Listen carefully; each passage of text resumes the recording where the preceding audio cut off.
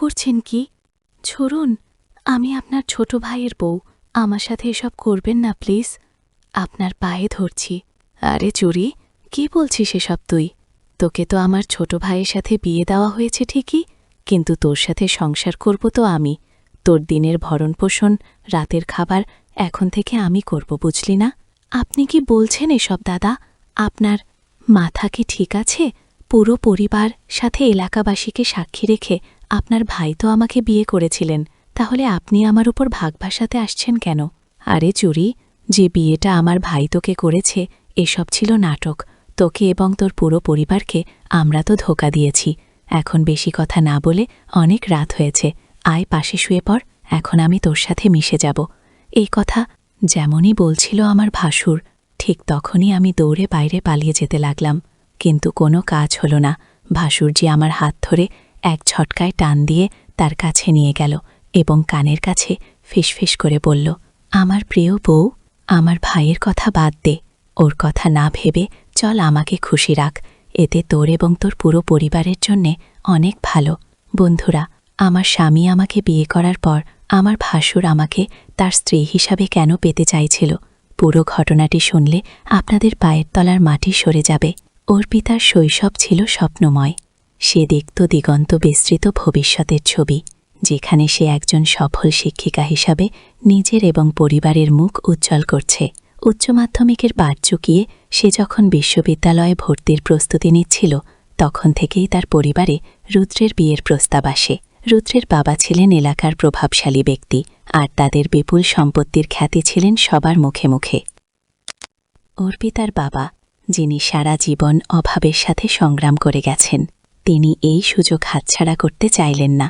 তিনি ভেবেছিলেন রুদ্রের সাথে বিয়ে হলে অর্পিতার জীবন সুখ ও সমৃদ্ধিতে ভরে উঠবে, আর তাকে আর কোনোদিন আর্থিক কষ্ট দেখতে হবে না। অর্পিতা প্রথমে রাজি না হলেও বালা মায়ের স্বপ্ন এবং তাদের মুখের দিকে তাকিয়ে শেষ পর্যন্ত সে সম্মতি জানায়। তার একটাই শর্ত ছিল, সে যেন তার পড়াশোনা চালিয়ে যেতে পারে। রুদ্রের পরিবার সানন্দে সেই শর্ত মেনে নেয়, আর অর্পিতার বাবা স্বস্তির নিঃশ্বাস ফেলেন। বিয়ে সম্পন্ন হওয়ার পর যখন অর্পিতার নতুন জীবন শুরু করার স্বপ্নে বিভোর, ঠিক তখনই তার জীবনে নেমে আসে ঘোর অমানিসা। ফুলসর রাত্রিতে যখন সে স্বামীর জন্য অপেক্ষা করছিল, রুদ্র একা নয়, তার সাথে প্রবেশ করে তার বড় ভাই অভিজিৎ, অর্পিতার ভাসুর। তাদের চোখে ছিল এক বীভৎস লালসা। রুদ্র জানায়, আমরা দুজনেই তোমার স্বামী, এই রাত আমাদের তিনজনের। অর্পিতার পৃথিবী যেন এক মুহূর্তে থমকে যায়। সে স্তম্ভিত হয়ে যায়, তার শরীর হীন হয়ে আসে। যখন সে প্রতিবাদ করতে যায়, তারা দুজনে মিলে তাকে জোরপূর্বক বিছানায় বেঁধে ফেলে। সারা রাত ধরে চলে তার ওপর পাশবিক অত্যাচার। শারীরিক যন্ত্রণা ছাপিয়ে তার আত্মায় গেঁথে যায় এক গভীর ক্ষত, যা কোনোদিন শুকানোর নয়। তার উচ্চশিক্ষার স্বপ্ন, একটি ভালোবাসাময় দাম্পত্য জীবনের আকাঙ্ক্ষা, সবকিছুই চূর্ণ বিচূর্ণ হয়ে যায়।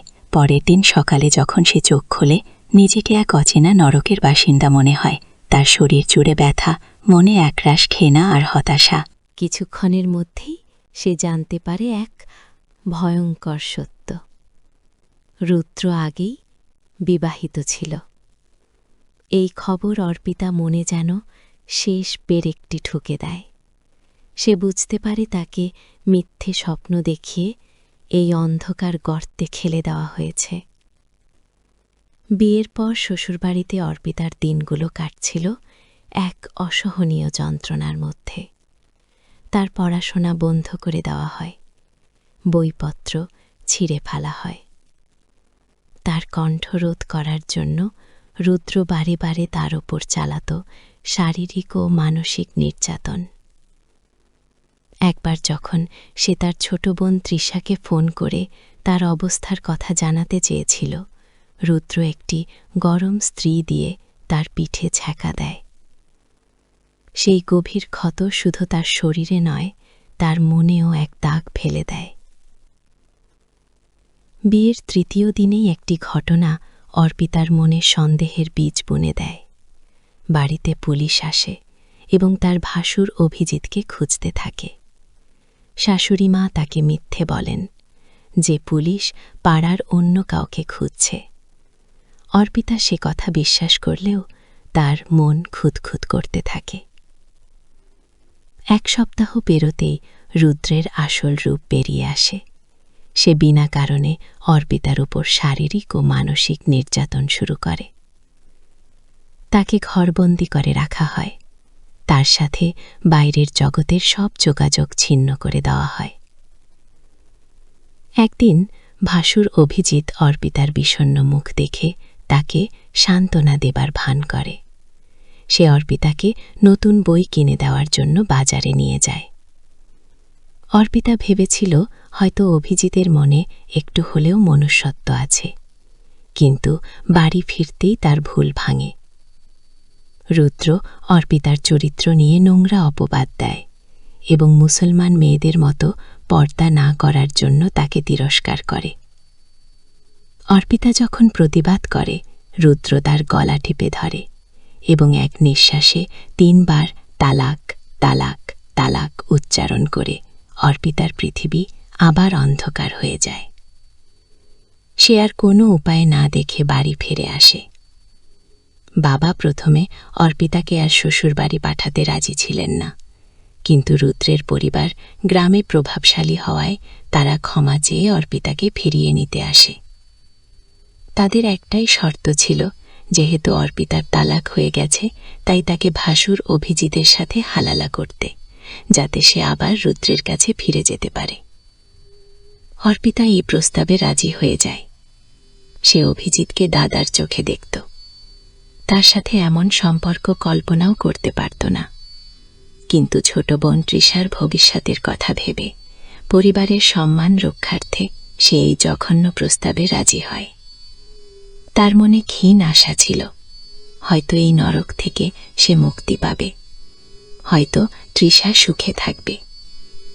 ভাসুরের সাথে হালালা হওয়ার কথা ছিল যে 2 দিন পর অভিজিৎ তাকে তালাক দেবে এবং অর্পিতা আবার রুদ্রের কাছে ফিরে যাবে।